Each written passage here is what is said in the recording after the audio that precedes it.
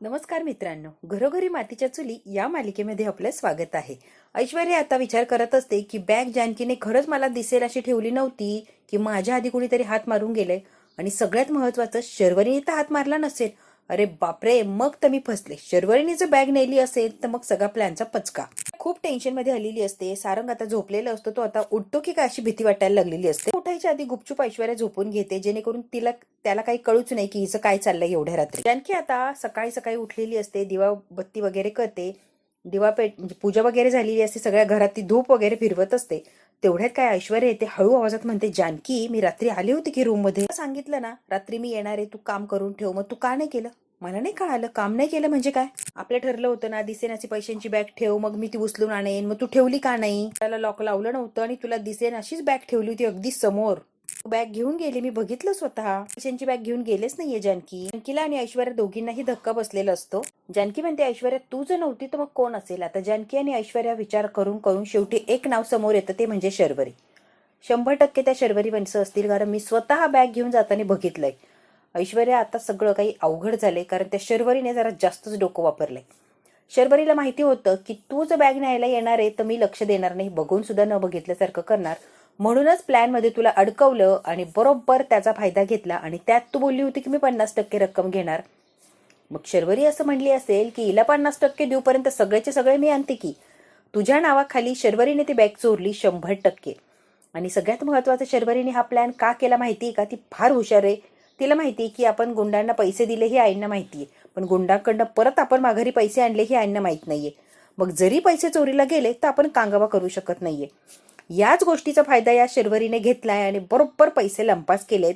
आता आपण धड कुणाला सांगूही शकत नाही आहोत आणि कांगावाही करू शकत नाही आहोत की पैसे कुठून आले एवढे घरात. आता मात्र जानकी ऐश्वर्याचं डोकं बंद पडलेलं असतं. अगदी चक्कर यायची वेळ आलेली असते, कारण शर्वरीने दोघींना सुद्धा मात दिलेली असते आणि तिनेच फायदा करून घेतलेला असतो. पैशांची बॅग अलगद तिने पळवलेली असते.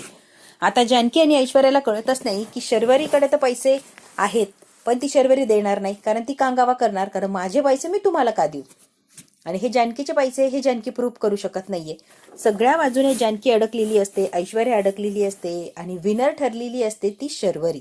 आता जानकी आणि ऐश्वर्या डोक्याला हात लावून बसलेले असतात की त्या पैशांचं करायचं काय. ऐश्वर्या, आपण असं कसं गाफील राहिलो ग? सगळं तर प्लॅन प्रमाणे चाललं होतं ना. सेलाची बॅग ठेवली, कपाटाचं दार उघडं ठेवलं, मेन दार उघडं ठेवलं, आणि मग काय वाटलं की पैसे घेऊन जाणारी तू आहेस. मग मी बघून सुद्धा न बघितल्यासारखं केलं ग. ऐश्वर्या, पैसे खरंच चोरीला गेले आणि हे खूप सिरियस आहे. ऐश्वर्या म्हणते, हो, आणि थोडी रक्कम नव्हती, एवढी मोठी रक्कम होती. आता खूप खूप अवघड झालंय. जानकी म्हणते, मला सुद्धा कळत नाही आता काय करायचं, माझंही डोकं बंद पडलंय.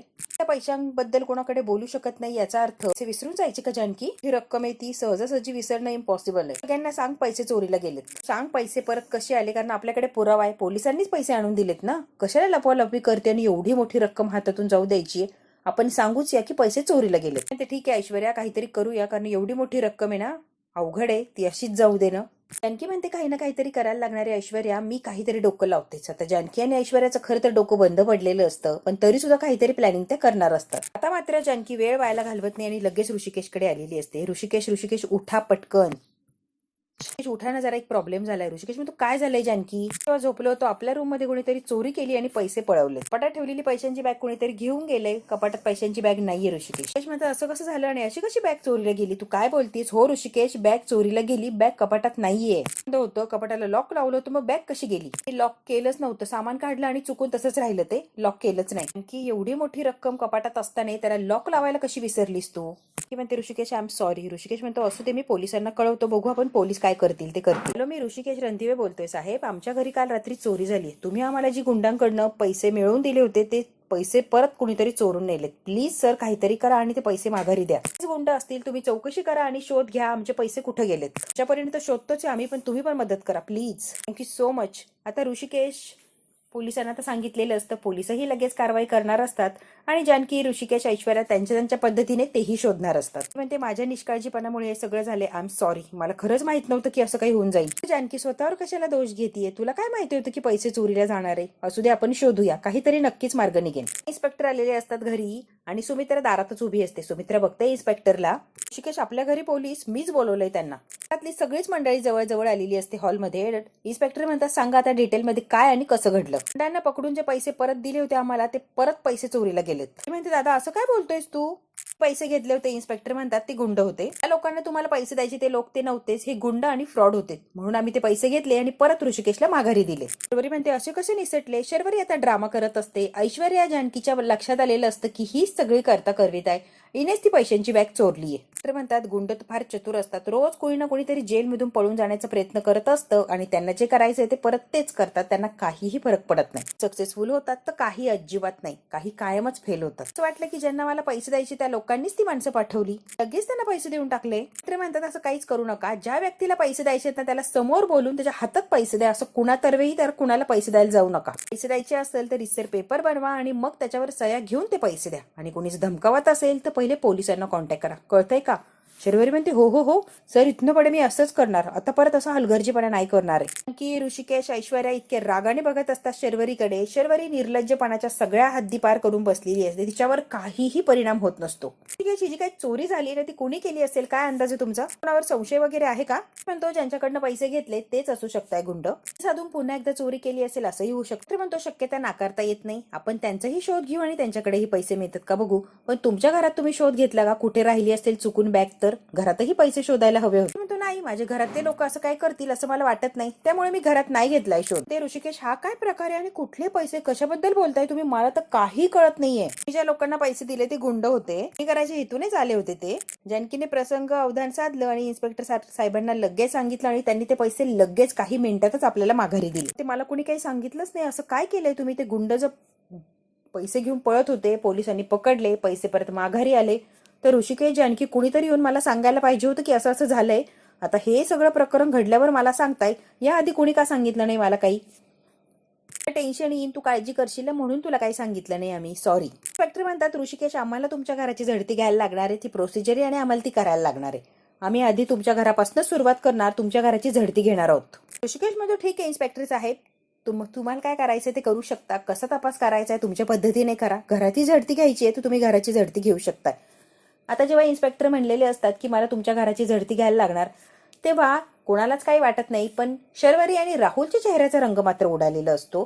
कदाचित राहुलने आणि शर्वरीने जर पैसे चोरले असतील तर ते घरातच ठेवले असतील आणि मग ते पैसे घरात सापडणार म्हणजे सापडणारच. आता जानकी ऐश्वर्याला असं वाटत असतं की ते पैसे यांनी चोरले असतील तर ते घरातच असतील. त्यामुळे कुठेतरी त्यांना छान वाटत असतं की इन्स्पेक्टर साहेब जरी घरात झडती घेतोय तो घेऊ दे, सापडले पैसे तर चांगलीच गोष्ट आहे आणि घरातच सापडणार आहे. म्हणतो, मला फार काळजी वाटते हो. रोजपणे कोणीतरी घरात शिरतंय आणि डायरेक्ट एवढी मोठी रक्कम लंपास करतंय. म्हणजे पोलीस किंवा कोणालाही कशालाच कोणी घाबरत नाहीये. अगदी निढावलेले पोलीस चोर झालेत की कोणाला काही घाबरत नाही किंवा कोणाची काही फिकीरच नाहीये. मनाला वाटेल तसं वागायला लागले ते चोर. मनाला वाटेल तसं वागायचं, कोणाच्याही घरात घुसायचं, कधीही चोरी करायची, कुणाला काहीही बंधन राहिलेलं नाहीये. त्यामुळे इन्स्पेक्टर साहेब, खरंच मला आता भीती वाटायला लागली. बेडरूम पर्यंत येऊन कपाटात पैसे कुठं ठेवले एक्झॅक्टली हे सुद्धा माहिती होतं. इतका परफेक्ट चोर कुठेच बघितलेला नाहीये मी. काहीही त्याने तोडफोड केलेली नाहीये. व्यवस्थित दार उघडलं, कपाटाचं दार उघडलं, पैसे घेतले, शांतपणे चोर निघून गेलेला आहे. एकदम व्यवस्थित शांतपणे सगळं प्लॅनिंगने काम झालंय इन्स्पेक्टर साहेब. त्यामुळेच भीती वाटतेय. आज रक्कम नेली, उद्या जीवाला काही बरं वाईट झालं कुणाच्या तर हे केवढ्याला पडणार आहे. रक्कम गेली तिथपर्यंत ठीक आहे, पण उद्या कुणाच्या जीवाला जर काही धोका झाला तर काय? त्यासाठी मला काहीही करून ते पैसे मिळवून द्या आणि नक्की चोर कोण आहे हा मला सापडलाच पाहिजे इन्स्पेक्टर साहेब. ऋषिकेशला आता डायरेक्ट शर्वरीचं नाव घेता येत नाही, राहुलचं नाव घेता येत नाही. मग ऋषिकेश असा फिरून फिरून बोलत असतो आणि जे काय करायचंय ते करा, फक्त माझे पैसे मला मिळवून द्या. जानकी एकमेकींकडे बघत असतात आणि या शर्वरीच्या तोंडावर तर 12 वाजलेले असतात. आता करायचं काय? खरंच जर पोलिसांनी झडती घेतली आणि पैसे तर हिच्या रूम मध्ये सापडले तर किती अवघड होऊन बसणार आहे. हिने कदाचित अंदाजही केलेला नसेल की इन्स्पेक्टर येईल किंवा पोलिसांना इन्व्हॉल्व्ह करतील या सगळ्या प्रकरणात. तिला असं वाटलं की हे प्रकरण कदाचित दाबलं जाईल, पण तसं काही झालेलं नसतं. त्यामुळे शर्वरी आता जरा घाबरलेली असते. ऋषिकेश म्हणत असतो, इन्स्पेक्टर साहेब, जे आत्ता घडले ते यापुढेही घडू शकतं. आता एवढ्याच भागल्या, अजून काहीतरी भयानकही होऊ शकतं. त्यामुळे मला कुठलीही रिस्क घ्यायची नाहीये. तुमच्या पद्धतीने तुम्हाला कसं हँडल करायचंय तसं हँडल करा, माझं काहीच म्हणणं नाहीये. कोणी झाली नाही ना ऋषिकेश, म्हणजे तुमच्या कोणीतरी ओळखीतलं कोणीतरी आपलाच माणूस आहे. तोडफोड झाली नाही, घरफोडी झाली नाही, म्हणजे कोणीतरी ओळखीतलं सरावलेला गुन्हेगार आहे.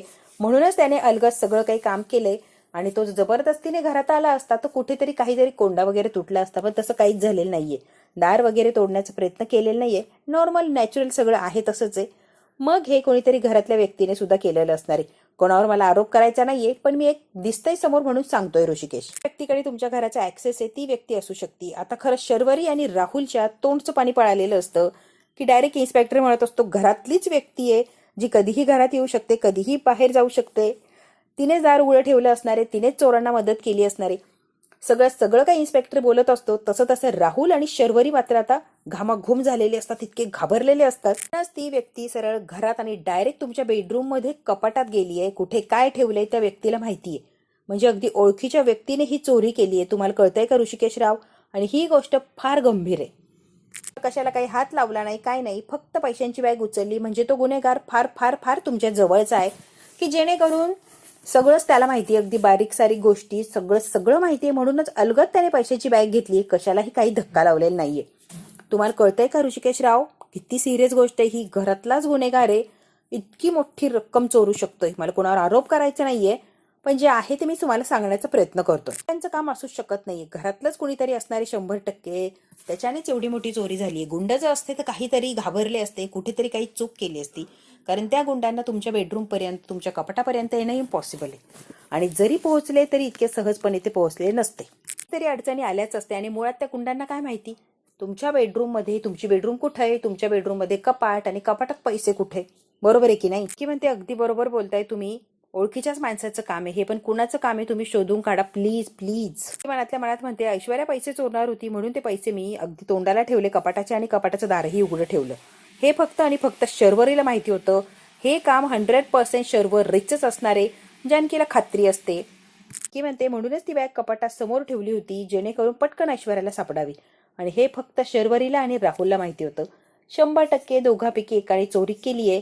आता काही करून त्यांच्याकडे पैसे सापडले तर खरा गुन्हेगार कोण आहे हे समोर येईल. ते पोलीस जेव्हा प्रश्न विचारतील तेव्हा मी काय करू? आम्हाला तुमच्या घराची झडती घ्यायला लागणार आहे, काहीही करून प्लीज आम्हाला परमिशन द्या. हो असं म्हणतात. इन्स्पेक्टर लगेच त्या हवालदारांना खुणावतो की प्रत्येक कोपरा शोधायचा, कुठेतरी काहीतरी सापडेल आपल्याला. तुमच्या घरातल्या सगळ्या लोकांशी बोलायचंय. खोली द्या आणि 1 बाय 1 प्रत्येकाला एक करून तिथे पाठवा. प्रत्येकाचं स्टेटमेंट घ्यायचंय मला. तुझ्या खोलीत पाठवू का यांना? तो मित्र म्हणते हो पाठव की. तर आता सगळेच घाबरलेले असतात. ते सुद्धा आता शोध घ्यायला लागलेले असतात की एक्झॅक्टली पैशांची बॅग कुठे असेल, कुठे ठेवली असेल. सगळीकडे शोधाशोध ही सुरू झालेली असते. इन्स्पेक्टर साहेब पहिले सुमित्राला विचारतो की रात्री किती वाजता झोपलात? ती म्हणते 10:30 वाजले होते. आणि सकाळी किती वाजता उठलात? 7 वाजता उठले मी. त्यानंतर काय काय केलं, कुठे गेलात, काय गेलात, सगळं काही डिटेलमध्ये आम्हाला सांगा. देवपूजा करायला निघाले तेवढेच तुम्ही आलात इन्स्पेक्टर साहेब. रात्री झोपला तेव्हा घरात कोणीतरी आत येतंय अशी जराही चाहूल लागली नाही का तुम्हाला? एरवीची परिस्थिती असते तर मी नक्की जागी झाली असते चाहूल लागली म्हणून, पण कसं आहे मी औषधं घेऊन झोपते, झोप येत नाही म्हणून. त्यामुळे मला गाढ झोप लागली आणि मग काय सकाळी जाग आली. म्हणजे मला कळालंच नाही, कदाचित कोणाचा आवाज आलाही असेल किंवा नसेलही. मी इन्स्पेक्टर साहेब खात्रीने नाही सांगू शकत. इन्स्पेक्टर साहेब अगदी बारीक गोष्ट सुमित्राला विचारत असतात, तिचे डिटेलिंग घेत असतात. आणि जी लेडी असते, लेडी पोलीस, ती म्हणत असते की सगळं काही नोट करते सर मी. एक ना एक शब्द नोट करा, प्रत्येकाकडून आपल्याला काय माहिती मिळते ही बघायचंच आहे. तुम्ही तुमच्या नावाच्या पुढे सही करा आणि तुम्ही जाऊ शकता. सुमित्रा म्हणते हो. खोल्यांची, अख्ख्या घरांची झडती घ्यायचं काम चाललेलं असतं. सगळीकडे शोधाशोध ही सुरू झालेली असते. आता एक एक करून प्रत्येकाचं स्टेटमेंटही घेत असतात की नेमकी काय कसं घडलं, रात्रीपासून आतापर्यंत कोण कुठे होतं, काय होतं, सगळ्या गोष्टींचे डिटेलमध्ये आता विचारपूस चालू झालेली आहे. सुमित्राला बोलवलेलं असतं. सौमित्रला जे प्रश्न विचारायचे ते इन्स्पेक्टर विचारत असतात आणि प्रत्येक प्रश्नाचं उत्तर अगदी प्रामाणिकपणे तो देतही असतो. अवंतिका आलेली असते. अवंतिकाला सुद्धा प्रश्न विचारतात. प्रत्येकाला प्रश्न विचारत असतात. प्रत्येकाला जी शंका वाटत असते त्याची निरसन करण्याचा प्रयत्न करत असतात, कारण त्यांना कुठेही काहीही चूक करायची नसते.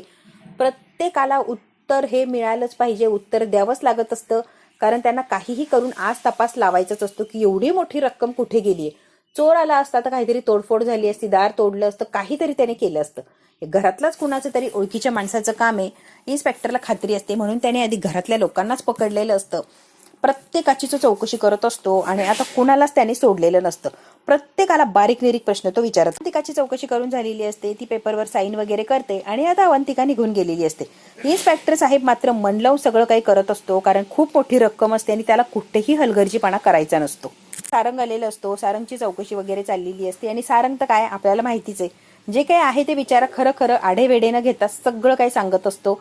सारंग बिचारा कशात नसतोच, त्यामुळे तो सगळं काही छान आणि व्यवस्थित इन्स्पेक्टर साहेबांना सांगतो. सारंगने सुद्धा इन्स्पेक्टरने विचारलेल्या प्रश्नांची उत्तरं अगदी प्रामाणिकपणे व्यवस्थित अशी दिलेली असतात. त्यामुळे इन्स्पेक्टर सारंगची चौकशी झाल्यावर सही वगैरे घेतात आणि सारंगला आता जायला लावतात. आता मात्र पुढचा नंबर असतो तो ऋषिकेशचा असतो. ऋषिकेश आलेला असतो. ऋषिकेश सुद्धा एक्झॅक्टली काय घडलंय, कसं घडलंय सगळं डिटेलमध्ये सांगतात. आणि आता ऋषिकेशची सुद्धा सही घेऊन ऋषिकेश सुद्धा चाललेला असतो. मात्र राहुलला बोलवलेलं असतं. राहुल या घरात जावई असतो, पाहुणा असतो. त्यामुळे इन्स्पेक्टर साहेब जरा कसून चौकशी करतात या राहुलची, कारण या घरात अनोळखी तोच असतो. नवीन किंवा बाहेरून आलेली व्यक्ती राहुल असते. साधारण 11 वाजता झोपलं असेल. त्याचा आवाज बिवाज ऐकला नाही. इन्स्पेक्टर म्हणतात, मी तुम्हाला विचारलंच नाही ना, झाला का असं विचारलंच नाही राहुल, तुम्ही मनाने का उत्तर देताय. राहुल खरा चोर असतो की काय शंका यायला लागलेली असते. इन्स्पेक्टर विचारतही नाही, त्याच त्याने उत्तर द्यायला सुरुवात केलेली असते. जे प्रश्न समोर आले नाही त्याची सुद्धा उत्तरं हा मनानेच द्यायला लागलेला असतो. पहिल्याच प्रश्नात इन्स्पेक्टरला शंका आलेली असते की मी जर तुम्हाला काही विचारत नाहीये तर तुम्ही मनाने का उत्तर देताय मला. जनरल सांगितलं कदाचित तुम्ही विचाराल म्हणून मी आधीच तुम्हाला सांगून टाकलं. इन्स्पेक्टर म्हणतो विचारलेलीच प्रश्नांची उत्तर द्या, एक्स्ट्रा उत्तर द्यायला जाऊ नका, अडकाल तुम्ही बरं का राहुल, अडकाल सगळ्या प्रकरणात. लक्षात घ्या, जेवढं विचारलं जाईल ना तेवढ्याच प्रश्नांची उत्तरं द्यायचं. आय एम सॉरी इन्स्पेक्टर साहेब, घरातले नवीन जावई आहात. हो बरोबर आहे, पण त्याचा काय संबंध आहे या सगळ्यांशी. राहता यामागे काही इंटेन्शन तर नाहीये ना तुमचं. इन्स्पेक्टर साहेब तुम्हाला काय बोलायचंय जरा तुम्ही स्पष्ट बोललात तर बरं होईल. इन्स्पेक्टर साहेब आय एम एक्स्ट्रीमली सॉरी, पण तुम्ही मला असं पर्सनल प्रश्न नाही विचारू शकत ना. जे कामाशी निगडीत आहे तेवढेच प्रश्न विचारा, तुम्ही असं पर्सनल जाऊन नाही विचारू शकत मला काही. आणि माझी लाईफ मी कशी जगायची हे तुम्ही नाही जज करू शकत. मी कुठे राहायचंय, काय राहायचंय माझं मी ठरवेन की. इन्स्पेक्टर माझं कसं आहे ना राहुल, आम्ही काय करू शकतो काय नाही करू शकत हे तुम्ही सांगण्याची किंवा तुमच्याकडून आम्हाला आता काहीतरी शिकवून घ्यायची गरज नाहीये. आमच्या पद्धतीने आम्ही चांगलंच कळतं कशी परिस्थिती हँडल करायची किंवा कोणाला कसे प्रश्न विचारायचे. ज्या त्या व्यक्तीप्रमाणे ज्याला त्याला प्रश्न विचारतोय प्रत्येकाने व्यवस्थित उत्तरं दिली प्रश्नांची, तुम्हालाच काय एवढा त्रास होतोय. मला जी प्रश्न विचारायची चौकशीमध्ये ती विचारणार आहे, उत्तरं तुम्हाला द्यायला लागणार आणि हे कंपल्सरी आहे. इन्स्पेक्टर जरा रूडलीच वागत असतो राहुलशी, कारण राहुलवर त्याला पहिल्यापासून शंका असतेच. राहुल योग्य व्यक्ती नाहीये हे इन्स्पेक्टरने पहिल्याच ह्याच्यात हेरलेलं असतं. मात्र शोधाशोधी सुरूच असतात. सगळीकडे ते हवालदार असतात, त्या प्रत्येक रूम मध्ये पांगलेले असतात आपल्या पद्धतीने. सगळीकडे तर ते बघत असतात कुठे काही मिळतं की काय, पैशांची बॅग वगैरे सगळीकडे कसून असा तपास चालू असतो. आणि इन्स्पेक्टर सुद्धा त्याच्या पद्धतीने प्रश्न हे विचारतच असतो. राहुल जरा ऍडव्हान्स सारखी उत्तर देतो आणि जरा विचित्रच वाटलेलं असतो. त्यामुळे इन्स्पेक्टर अगदी त्याला 1-2 प्रश्न विचारतो आणि इन्स्पेक्टरला शंका आलेली असते. इन्स्पेक्टर म्हणतो लगेच निघायचं इथून, गेलात तरी चालेल. आलेली असते शर्वरी. शर्वरीला प्रश्न विचारांची वेळ आलेली असते. तर राहुल तशीच ही शर्वरी असते. म्हणते तुम्ही जर सकाळी मला विचारणार आहात हे जर माहिती असतं तर मी वेळ बघून मग झोपली असती. आय डोंट नो मी किती वाजता झोपले. मीच त्या गुंडांना पैसे दिले होते ना शर्वरी. गुंडांना आम्ही पकडलं, त्या गुंडांना शर्वरी तुम्हीच पैसे दिले बरोबर ना. शर्वरी म्हणते हो. शिकल्या सवरलेले आहात, मग एवढे पैसे गुंडांना असेच कसे दिले. काही शहानिशा केली नाही, खात्री केली नाही आणि समोर दिसला की लगेच एवढी मोठी रक्कम देऊन टाकली. एवढा मूर्खपणा जनरली शिकलेली लोक करत नाही. थोडंफार काहीतरी डोकं वापरतात आणि प्रसंग अवधान काहीतरी साधण्याचा प्रयत्न करतात. पण तुम्ही अगदी काहीही हालचाल केली नाही आणि समोर आलेल्या गुंडाला एवढी मोठी रक्कम देऊन टाकली. त्यांना पैसे दिले म्हणजे तुम्हाला पैशांची गरज होती बरोबर ना. पैसे कुठून मिळाले कळेल का. भावाकडनं ऋषिकेश दादाने पैसे दिले. मला पैशांची गरज होती म्हणून पैसे दिले, सोय केली. पण तरी सुद्धा तुम्ही माझ्यावर संशय घेत असाल तर मी आधीच क्लिअर करून टाकते. या घरात चोरी करायची काहीच गरज नाहीये, कारण हे घर माझं आहे, भावंड माझी आहेत. हवा तेवढा पैसा देऊ शकताय. त्यामुळे मी चोरी वगैरे करेन हे इम्पॉसिबल आहे. प्लीज तुम्ही माझ्यावर अजिबात संशय घेऊ नका. डॉक्टर म्हणतो मी कुठे म्हटलं की तुम्ही चोरी केली आहे. तुम्ही मनाने कशाला उत्तर देताय. जेवढं विचारलं तेवढंच सांगा की. कोणाला किती किती पैसे द्यायचे आहेत, काही डिटेल लिस्ट असेल तर मला दाखवू शकता तुम्ही, आणि ती लिस्ट मला हवी आहे. पण त्याचा आणि त्या चोरीचा काय संबंध आहे. संबंध आहे. पैसे चोरीला गेलेत आणि तुम्हाला त्या पैशांची गरज आहे, त्यामुळे मला ती लिस्ट हवी आहे. महत्वाचा संबंध आहे की नाही, कितपत संबंध आहे ते आम्ही ठरवू. तुम्ही नका संबंध लावत बसू. आम्ही आमच्या पद्धतीने बघू. तुम्हाला जेवढं सांगितलंय तेवढंच तुम्ही करायचंय. चौकशी करणं आमचं काम आहे, आमच्या चौकशीला कॉर्पोरेट करणं तुमचं काम आहे. कळतंय. त्यामुळे विचारलेल्या प्रश्नांची उत्तर द्यायची, शहाणपणा आम्हाला शिकवायचं नाही. उत्तर देते ना सर, मी पैशांची गरज होती, माझ्या दादाने पैशांची व्यवस्था केली. सिंपल. लिस्ट देण्यात काही पॉइंटच नाहीये ना, लिस्ट वगैरे कशाला. त्या सगळ्या प्रश्नांची उत्तर मी दिलीच असेल, हो की नाही. हो का. आता शर्वरी आणि राहुल दोघेच असे असतात की ती उडवाउडीची उत्तरं देतात आणि ऍडव्हान्स सारखी सुद्धा त्यांनी उत्तरं दिलेली असते. इन्स्पेक्टरला शर्वरी आणि राहुल पहिल्याच नजरेत खटकलेले असतात. ही करायची आणि मग बाहेर जायचं. आता राहुल आणि शर्वरी दोघं आता पक्के रडारवर असतात इन्स्पेक्टरच्या. रणदिवे शर्वरी या दोघींच्या खोलीची झडती घ्यायची राहिली, तेवढी बाकी आहे. 2 खोल्या चेक करा, मग आपलं काम झालंच आहे, कारण बाकी कुठेच काही सापडलेलं नाहीये. एवढ्या 2 खोल्या चेक केल्या की मग बघूचे आपण पुढे काय होतंय. मात्र ऐश्वर्या आणि शर्वरीच्या रूमची झडती सुरू असते आणि इन्स्पेक्टर म्हणतात, जानकी तुमच्याशी काहीतरी प्रश्न विचारायचे आम्हाला, तुम्ही जरा आतमध्ये येऊ शकता. तेव्हा जानकी आतमध्ये आलेली असते आणि इन्स्पेक्टर साहेब म्हणतात की तुम्हाला कधी कळलं की पैसे गायब आहेत? उठल्यावर कपाट उघडं दिसलं म्हणून मी चेक केलं तर पैसे नव्हते. मग मी लगेच ऋषिकेशला उठवलं आणि त्यांनी लगेच तुम्हाला बोलवलं. की एवढी मोठी कॅश 7 करोड रुपये तुम्ही घरात कसे ठेवले कळेल का मला? दरवाजा उघडा होता, कपाटाचाही दरवाजा उघडा होता. याचं कारण काय? हलगर्जीपणा दाखवला त्यामुळे चोरी करणारा डायरेक्ट आतमध्ये शिरला. तुमचं रूमही उघडं होतं आणि कपाटाचं दार सुद्धा. आणि हा हलगर्जीपणा नाहीये का? एवढी मोठी रक्कम घरात असताना सुद्धा आपण काय केलंय हे लक्षात येतंय का जानकी रणदिवे? मोठी रक्कम जर घरात असेल तर दरवाजा कोणी उघडे ठेवून झोपतं का? तुमचं म्हणणं बरोबर आहे, पण लक्षातच आलं नाही.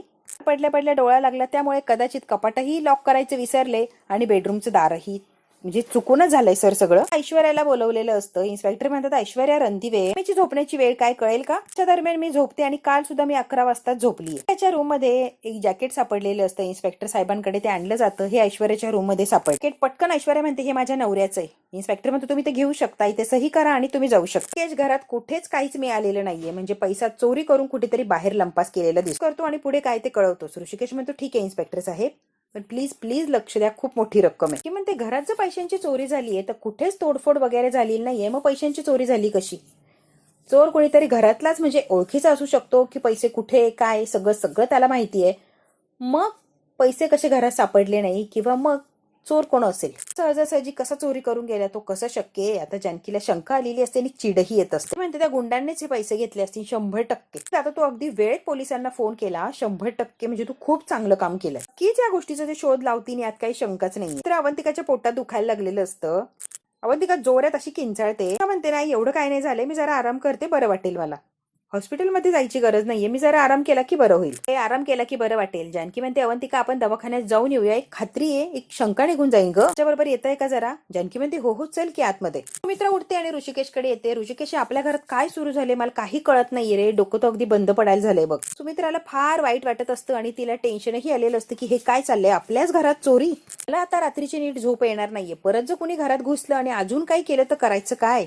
सुमित्रा खूप घाबरून गेलेली असते या सगळ्या प्रकरणाने. म्हणतो काहीच होणार नाही, आम्ही आहोत ना, रिलॅक्स, तू टेन्शन घेऊ नको, बरं काळजी करू नको, आम्ही आहोत ना. आता काळजी तर वाटणारच ना, एवढी मोठी चोरी झालीये देवा, आता या घरावर अजून काही संकट आणू नको, फार फार काळजी वाटते देवा, आता काही नको संकट आणू रे आमच्यावर. पर्या मात्र रागाने बघत असते शर्वरीकडे. शर्वरीने सगळं कारनामा केलेलं असतो आणि ती अलगद सुटलेली असते या सगळ्या गोष्टीतनं. ऐश्वर्याला जानकीला भयंकर अशी चीड येत असते, तरी सुद्धा राहुल आणि शर्वरी अगदी नॉर्मल वागत असतात, जणू काही झालेलंच नाहीये. खरं तर राहुल आणि शर्वरी अगदी सराईत गुन्हेगार झालेले असतात. 2 खून करून सुद्धा अगदी नॉर्मल वागत असतात. चोरी तर त्यांच्या पुढे अगदी नॉर्मल असते, त्यांना काही एक फरक पडत नसतो किंवा पोलिसांच्या पुढे सुद्धा ते अजिबात घाबरलेले नसतात. नॉर्मली त्यांनी उत्तरं दिलेली असते. मात्र हा भाग तर इथेच संपतोय. सगळ्यांना टेन्शन आलेलं असतं, पैसे कुणी चोरले, काय चोरले, पोलिसांनी सुद्धा चौकशी करून हाताला काही एक आलेलं नसतं. खरं तर सगळेच निराश नाराज झालेले असतात. हा भाग तर इथेच संपतोय. पुढच्या भागात काय होणार आपण अगदी थोडक्यात बघूया. शर्वरी जानकीला मुद्दामून म्हणते पैसे कुणी चोरलं असेल. जानकी म्हणते चोर तर आपल्या घरातलाच आहे ना, तरी घरातला आहे त्याचा शोध लागेल का ग जानकी वहिनी, तूच चोरले ना ग? ऐश्वर्या डायरेक्ट शर्वरीला विचार. मंदिर मांजराचा खेळ खेळून वैताग आला, आता डायरेक्ट मला जानकीचा खेळच खल्लास करायचा आहे, तिला तुझा जीव घ्यायचा आहे जानकी. आता ऐश्वर्या खूप घाबरलेली असते. म्हणते ते नाटक तू करायचंय म्हणजे करायचंय, तुला करावंच लागणार आहे. ब्रेक ऑइलचा पाईप कट करून टाकायचा, कळतंय का ऐश्वर्या? शर्वरी नामानिराळी राहत असते आणि ऐश्वर्याला प्रत्येक गोष्टीत अडकवत असते. मुद्दाम ऐश्वर्याला हे करायला लावत असते. खरंच ऐश्वर्या शर्वरीच्या बाजूने आहे की नाही हे त्याची खात्री करून घेत असते. तर काय होणार आहे, कसं होणार आहे, ऐश्वर्या वेळोवेळी जानकीला सांगत असते आणि जानकी तेवढी अलर्ट राहत असते. आता ऐश्वर्याने एवढं सगळं करून सुद्धा शर्वरीच्या मनात ती जागा निर्माण करू शकते का? किंवा शर्वरी ऐश्वर्यावर डोळे झाकून विश्वास ठेवू शकते का? आणि या सगळ्या प्रकरणात जानकीच्या जीवाला काही धोका होणार का? हे सगळं जर बघायचं असेल मित्रांनो तर बघायला लागणार आहे आपल्याला पुढचा भाग. हा भाग इथेच संपतो. व्हिडिओला लाईक शेअर सबस्क्राईब नक्की करा. धन्यवाद मित्रांनो.